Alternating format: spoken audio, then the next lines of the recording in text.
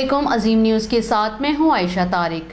यहां आपको अहम खबर से आगाह करेंगे। साहिवाल में भी लड़कियां चीनी बाशिंदों को बेचे जाने का इंकिशाफ हुआ है। ज़राए के मुताबिक थाना यूसुफवाला के गांव में मोहम्मद अफजल और उसकी अहलिया रुकैया बीबी के हाथों 15 साला महक को मुबैना तौर पर 3 लाख रुपए में चीनी बाशिंदे को फरोख्त किए जाने का इंकिशाफ हुआ है। इसी हवाले से मज़ीद तफसीलात जानेंगे नुमाइंदा अजीम न्यूज़ हिना चट्टा से। जी हिना, क्या तफसीलात है आपके पास, आगाह कीजिएगा। जी बिल्कुल, मैं आपको बताती हूँ। साहिवाल में जवान लड़कियां चीनी बाशिंदों को बेचने का इंकिशाफ हुआ है।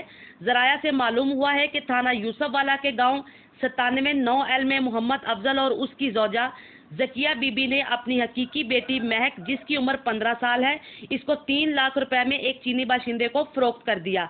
तफसीलात के मुताबिक चक 97-9L के रिहायशी अफजल और इसकी बीवी जकिया ने एक बैनुल-अज़लाई फ्रॉड और जालसाज गैंग के साथ मिलकर अपनी हकीकी बेटी पैसे के लालच में चीनी बाशिंदे को 3 लाख के अवज निकाह के बहाने सेल कर दी।